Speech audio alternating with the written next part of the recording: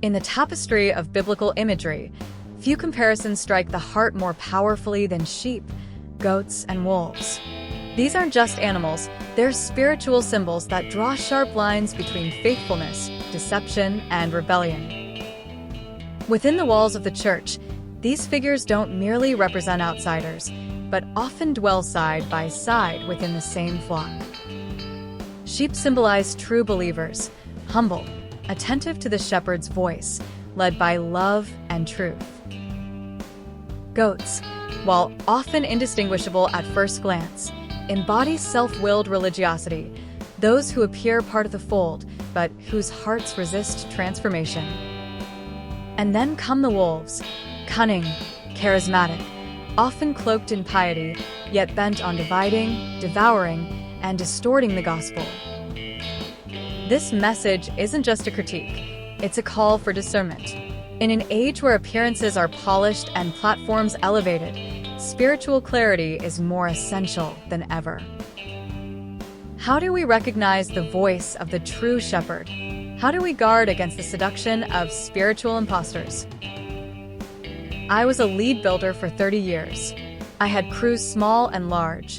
I could see in a person a sheep, goat, wolf. It helped me divide the workforce. There's a kind of wisdom you can't learn from books, only from years in the trenches, reading people not by what they say, but by how they move, work, react under pressure. That instinct of knowing who's dependable like a sheep, who's headstrong like a goat, and who might stir trouble like a wolf, that's not just biblical insight, that's leadership honed by experience. After 30 years managing crews, large and small, I've learned something Scripture already knew. Not everyone in the crowd is a sheep. Some folks are eager to follow, some are stubborn as goats, and some are wolves wearing a tool belt.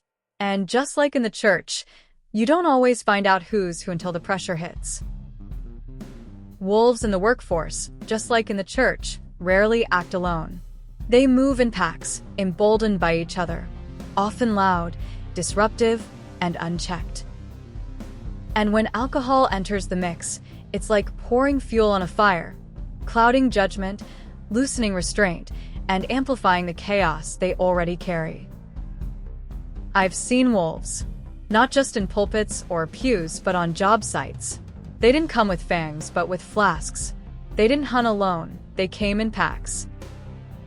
And if you didn't spot them early, they'd tear through morale, safety, and unity like it was nothing. The same dynamics I saw on the job site, faithful workers, stubborn resistors, and destructive agitators, play out on a much larger scale in institutions like government. The titles change, the suits are sharper, but the spirits behind the behavior, often the same. There are sheep in government, quiet servants who genuinely want to do good, who listen, who lead with integrity. There are goats, those who posture, resist accountability, and serve their own interests while wearing the right title. And then there are wolves, those who manipulate, deceive, and stir division for power's sake. And just like on my cruise, the wolves often run in packs, emboldened by each other, protected by systems, and hard to root out without discernment. If you're looking for a spouse, don't just ask, "Are they cute?" Ask, "Do they follow Jesus?" Because a sheep will walk with you, a goat will fight you, and a wolf will ruin you.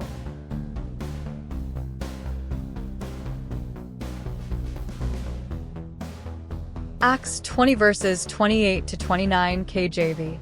28 Take heed therefore unto yourselves, and to all the flock, over the which the Holy Ghost hath made you overseers, to feed the church of God, which he hath purchased with his own blood.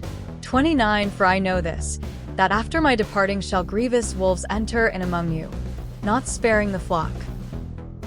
Wolves in government move in packs of power, emboldened by numbers, cloaked in respectability, yet driven by selfish ambition. Disunity, corruption, and confusion often follow when wolves hold influence unchecked. Whether you're building houses or building communities, you need spiritual eyes to discern what you're working with. Using the biblical lens of sheep, goats, and wolves, Congress, like any large institution, isn't made up of just one kind.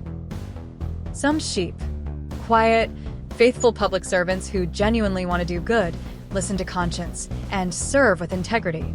They may not make headlines, but they're there. Plenty of goats, those who resist accountability, posture for attention, and serve their own interests while wearing the right colors or saying the right slogans.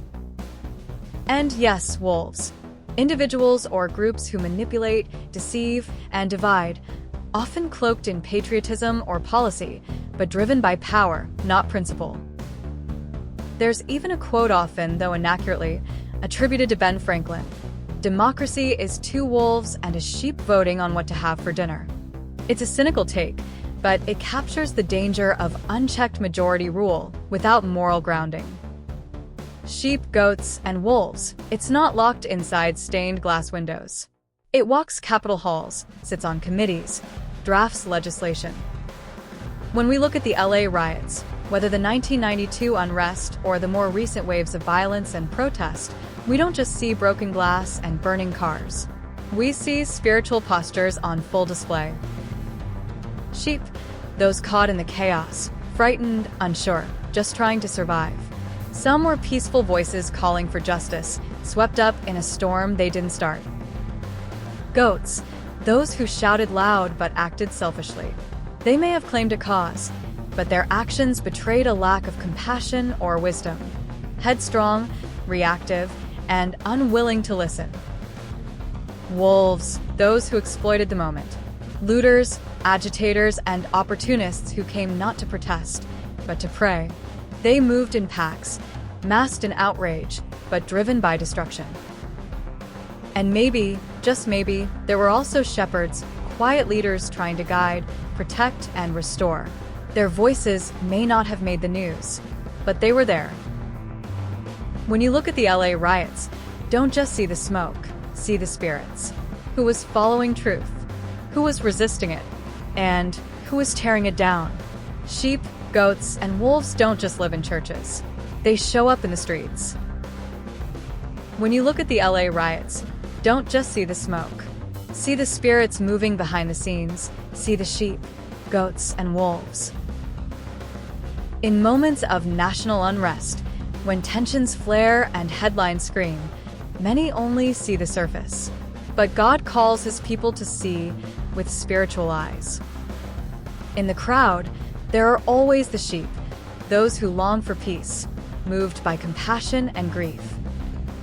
There are goats, restless, self-justifying, reactive.